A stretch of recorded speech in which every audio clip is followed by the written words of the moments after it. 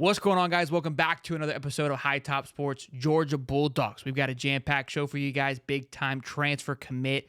Hell of a production on the football field for Super Bowl performance. And then the Kirk Herbstreit drama we have to dive into. But, of course, got to go to our Georgia Bulldog expert, Bryce Manala. Bryce, how are you, man? How was your weekend? Did you have the Chiefs? Did you have T. Swift? Or were you a Niners guy last night? I had to say it. I was basic, and I was going with the rest of the United States besides Kansas City, and I was cheering for the 49ers. I was more of a, I guess, more of a as long as my bets hit kind of guy. I was excited to see the overtime. I thought it was a pretty good game. But yeah, did pretty good on my bets. So I guess that's something to be proud about. And then if there was any guy to catch the game winning touchdown, I'm glad it was a Georgia alum in McCole Hardman. So I guess I was indifferent on the outcome. Couldn't believe that. I mean, I feel like Georgia just continues to win when they're not even playing. Well, they are, but not really. Did you Yeah. what color Gatorade did you pick? Don't tell me you picked purple. I didn't do that one, but if I had it was purple, correct? Yeah, nobody drinks That's what purple, it right, was? Bryce? Nobody drinks purple. Yeah. So I guess I would have said red if I had to pick it, but yeah, I didn't put anything down for that one. Yeah, I was frustrated. Purple was favored, which I think having a Gatorade favorite is already weird. Already sus on that. Did you bet the anthem at Yeah. least? I mean, did you do any fun bets? I we didn't typically when I'm back home, like if I was back home, like we would have like Super Bowl squares where we Mm, kind of have those like super fun ones, and that's what I did when I was in high school. But unfortunately, no, I didn't do any fun bets. It was all just player straight props on business. Prize Picks. Okay. Yeah, yeah. All right.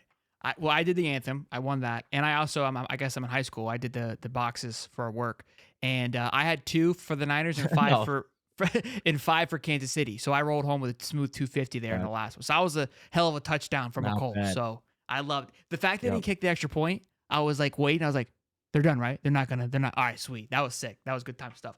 Great day, great game, great all around experience. Outside of it being 9 hours long, I think it was a good showing. But let's Slow first half, but yeah, second half it was actually turned into a really good Super Bowl. It did. It just was just long. Like not even like I'm not talking like just Yeah, slow. Like but like they just drug it out. Like the game started at 6:30. I was like, sweet, we'll get done at a yeah, decent time. I'll be bed at a reasonable time. No, it's still midnight. Like how? Not needed. Not yeah. necessary. All right, let's get into it. We rambled a little bit, but good stuff. Be sure again, we're on the way to 200 subs. Smash the sub button and like and subscribe. But you guys again landed yourself a big tight end here, and Benjamin last name. You're a sec. Thank you. Big time pickup to a weak tight end room, guys. You already have, huh?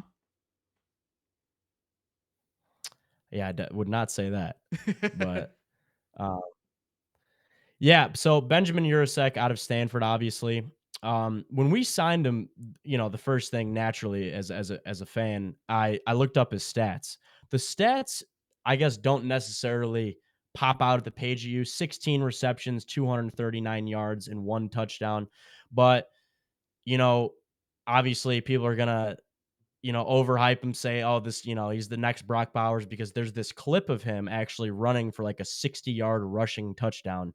And that was one of his touchdowns at Stanford. So I thought it was an interesting pickup considering our current tight end room. Oscar Delp obviously saw a good amount of action last season because Brock Bowers was out for 3 weeks with the tightrope ankle surgery.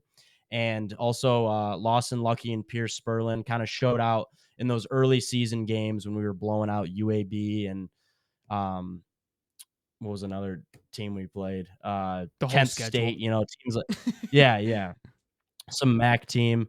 And so I guess it was kind of an interesting pickup in that sense because this is not really a room that I believe needs more depth. I mean, you could always, you take all the help you can need, but this isn't really necessarily, you'd say, a weak point. Even with the absence of Brock Bowers, I mean, I really feel like those three guys that you show there on the screen are just, monsters. And people forget too. We also signed the number two 2024 tight end and Jaden Riddell out of Missouri. So, like I said, I mean, I'm not quite sure what to expect, how he's going to be used. If he's going to be used more as a, Brock Bowers type of role where he's getting 10 targets a game, or if he's going to be used more of a, Darnell Washington, kind of how you saw in 2021 and 2022 when Darnell, he'd probably get one reception a game, but he was almost used as that sixth offensive lineman. Yeah. But, on paper, Oscar Delp too, 24 receptions, 284 yards and 3 touchdowns. So, also former introduction to sport management classmate Oscar Delp, by the way. Um, so Hey, it'll be small interesting to plug. see. Are we gonna get him on the show since you guys are boys? I see him from time to time. We know each other. Hey, Bryce, what do we Trust me. Trust me. plug Oscar? I'll try to make it work. Yeah, let's get. I look so because I watched Oscar last year because Brock was out during the Florida Georgia game, and I felt like when Oscar came in, Yep. I was like, we've got a chance here. I was mistaken because I thought I sworn Brock was just wearing Oscar's jersey because they looked exact. It was the same person. It was just reincarnated. I think Oscar's the number 1 tight end in the class of 2022. So yeah, he's no he in terms of just straight playmaking. I mean, I don't think you might not ever see a player like Brock Bowers again, but I mean, he serves his role. Oscar Delp's still a great tight end. Darnell Washington. He went second round right last year. Or did he go right at the end of the first? I know it was back and forth. He was second. He was projected like end of the first. But yeah, and it was actually kind of surprising to me because Darnell Washington killed his pro day. He I mean, did. absolutely just everything about it. I mean, his measurables. And I've seen him out in public too. Darnell Washington, he's like a 6'8", 270, but he looks every bit like, I mean, he is just a giant human. And look, a lot of it You was. see some guys. Good. Yeah. I was like, you see some football players where it's like, oh, Oscar Delp, he's 6'5", 245. He's a big guy, but like Darnell Washington, I remember seeing him for the first time. It was like a whole nother level. I'm like, how is this a human? And again, I mean, the pro day is what I remember. Just the impact that he made, just how much better he looked than everybody else, right? So Oh I yeah. think maybe it was more of his lack of playing is maybe what made him drop a little bit. I think is where that came into. But what I was going to is look, Darnell second round, Brock's going round 1. There's no question. So Yeah. this young man Ben's probably looking at like, look, how can I make the most out of this last year and increase my draft stock. I think he made a good move. I would imagine Kirby's going to find a way to utilize him. And if it is just like a Darnell Washington, it still did Darnell some favors. It's not going to hurt him in any way. And so, look, unbelievable. The fact that you guys just keep it's just the thing raking too him in. with Georgia. Georgia runs mostly 2 tight end sets. Sure. So that's a situation where a lot of other teams aren't going to be having 2 tight ends on the field at any given time. I mean, pretty much at any time you saw Darnell Washington and Brock Bowers on the field at the same time. And then this past year, Brock Bowers and Oscar Delp. So the way that Georgia utilizes tight ends, I mean, putting up 16 receptions for 239 yards at Stanford and Georgia are obviously 2 different things. So even, I mean, if he catches 20 passes and 5 touchdowns, I mean, He's that's on the map. obviously going to be a super successful year. Yeah, exactly. So I think that was his process. He's a veteran guy. It looks like he is a 5th-year senior. Redshirt senior because he redshirted his freshman year. So this is a veteran player. So can maybe kind of teach the younger guys like Pierce Sperlin and Lawson Lucky who are only going to be sophomores. So yeah. And this is what we've talked about it in previous shows. With your NIL may not be up to par with the rest of the country. And I said, look, you got to have one or two things. You got to either be winning, and that can make up for the lack of NIL. And if you're not winning, you better be willing to spend it. You're winning, and you're putting production into the NFL, and that speaks volumes, especially for somebody like this. You may get him at a discounted rate when someone else is willing to pay more for that tight end. But he's like, I've got bigger goals in mind. I'm not here to get a quick bag and not be seen. I've done that at Stanford. I need to be seen so I can expand on the next part of my career. So this is where I think Georgia is going to thrive in the portal. And they did it last year. They just kind of slowly pick and choose who they want. They may lose a few here or there, but they have so much talent constantly coming in. We talked about on our main channel. I looked over the returning production report. I don't know where Georgia sits this year currently, but I know I looked at the year that they won because I wanted to kind of get a track record. They sat at 55% Last year, Bama sat at 40%, and we saw how far they went. The reason I mention those is because those two, in my opinion, are outliers, because Michigan was at 87%, Florida State was at 83%. We saw what those two teams did. But again, Bama and Georgia were right there, and they were half production of what the rest of the guys in front of them were. And it just speaks to the quality that is constantly just flooding in, right? Like, you may be young, and the development, which just it speaks volumes too of how you continue to recruit. Like, you don't have to spend money because proof's in the pudding. So this is another one of those examples here of landing a big time stud like Ben Uros. I'm not good with names, Bryce. We've established that. So how you just ripped it off like that? Hey, more power to you. Let's move on to look, Super Bowl. McCole Hardman getting himself one. A lot of studs in the Super Bowl for you guys, huh?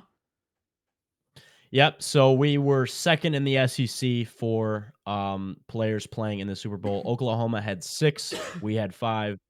So starting off, Robert Beal Jr., he was actually going for his 3rd consecutive national championship because he's a rookie linebacker on the 49ers. Unfortunately, did not get that, and also has not really just seen a lot of time on the field this season. But Robert Beal, he's a great player. I'm sure, the next year 2, year 3, you're going to be seeing a lot more of him on the 49ers. Then Charlie Warner, I do not believe he caught a pass in the box score, but made a huge impact in the blocking game. Big on special teams as well. So another Georgia tight end, great class of 2020.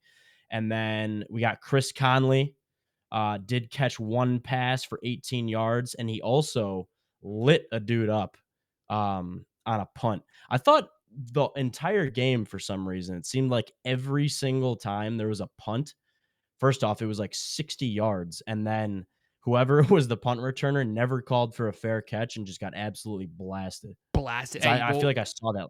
One of the I feel like I saw that punters, like 5 times.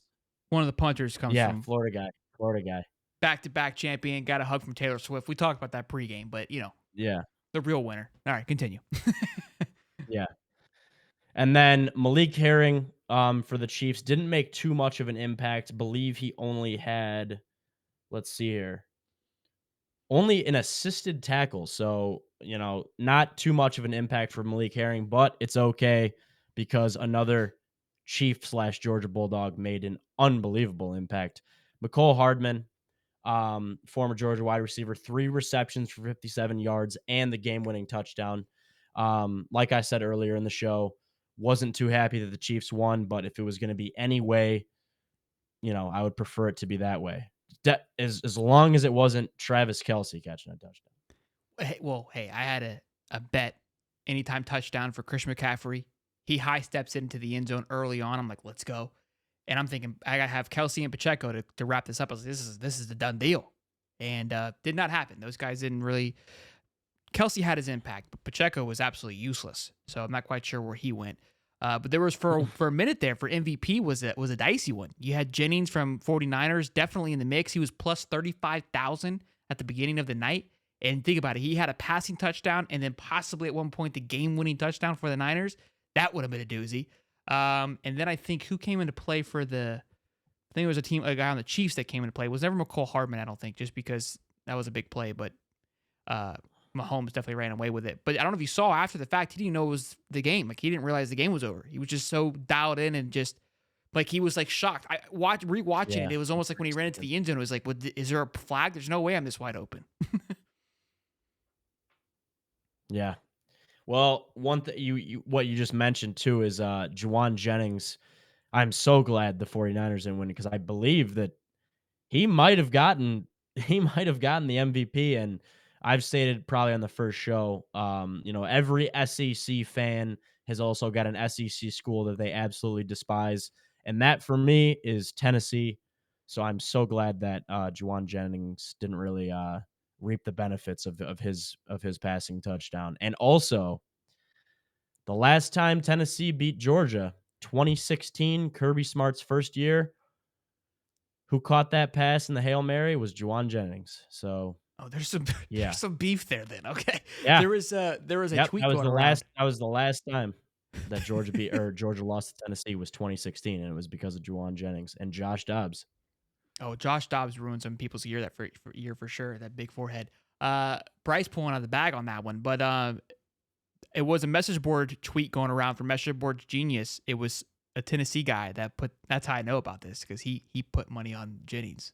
So I thought it would have been cool, but realizing now that what made you upset, I'm glad it didn't happen. But I like a good underdog story. So that was where I was. If that'd be kind of cool. Yeah. And he also there was a clip of him. That's not the first time that he's had a passing touchdown. He also at Tennessee threw for a touchdown. I mean, it wasn't really. It was a lateral.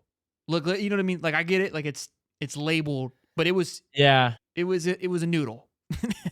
We could have done it Yeah, I nice. guess it wasn't like wow, what do you know? We're bringing up Tennessee again. Dylan Bell in the Georgia Tennessee game threw for a touchdown. Like I'm Yeah, talking like upfield. Marcus Rosemy Jack Saint was like wide open. It was like a 20-yard pass. So yeah, it's a little bit of a different scenario, but Yeah, yeah. it was 20 yards, just sideways, and it was a noodle for sure. All right, last little bit here. Yeah. This one has definitely made its rounds. You made a short about it, but it's kind of settled down. So let's talk about the aftermath of all this. Kirk Herbstreit comes out that he influenced Dylan Raiola to go to Nebraska, and in a weird way, I was telling you before the show, and I asked you a question. I said don't answer it because I want to see it live. It felt like Georgia fans really didn't care. It was like somebody wanted you guys to care, wanted the fan base to care. A few people were kind of like, "This is kind of weird," but you really don't care about Dan Raiola. Like everyone's all in on Puglisi, anyways. So it was like no hard feelings. Like we don't care. Like this kid was always leaving anyways. Like whatever. The Herbstreit drama comes more so from FSU. They've been really riding his coattails in jockstrap about the whole college football playoff, and they've like wrote this man death letters. And I thought they probably thought that had Georgia on board. But I feel like Georgia really didn't care. Am I right? Am I spot on, or was it a different vibe in Athens? Yeah, there wasn't as much buzz on social media as you'd think from something like this. Kind of how, I'll give some backstory on how this really started. I don't know what podcast or meeting or whatever it was, but the reason this got out was actually Dominic Raiola, Dylan Raiola's dad. He was on some podcast with somebody, and I don't know if this was supposed to be classified information, but Dominic Raiola, former Nebraska O lineman, just basically straight up said this on the podcast. Like he was like, Kirk Herbstreit called me straight up, when Dylan was considering flipping, and then, you know, he said Dylan's got to do it. He's got to go to Nebraska. Under any circumstances, he's got to go here. So after that happened, Dominic Raiola, his dad, kind of said, "All right, like if this is coming from Kirk Herbstreit, like he's kind of got to do it." So I guess that was kind of the deciding factor, and kind of the nail in the coffin is what I said in the short I posted from Kirk Herbstreit. So I don't know if this was supposed to be secretive, but this was actually released by Dylan Raiola's dad, and there wasn't, like I said, just not that much buzz around it because I feel like after Dylan Raiola decommitted for the third time. I mean, he's been to 4 different high schools, 3 different college commitments.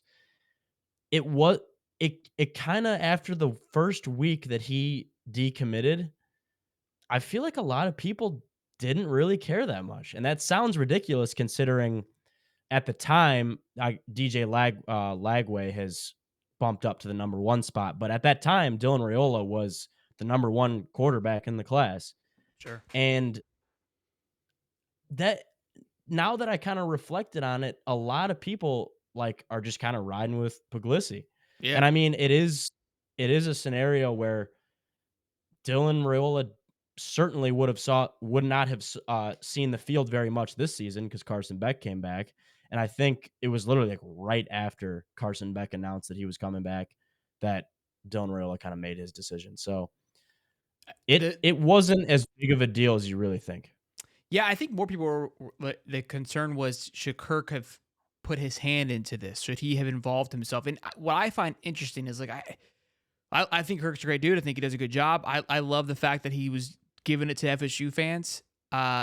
But you watch on College Game Day, he won't pick a game when he's announcing it, when he's calling it, right? Because he doesn't want to show bias before the game starts, which is respectable. So Yeah.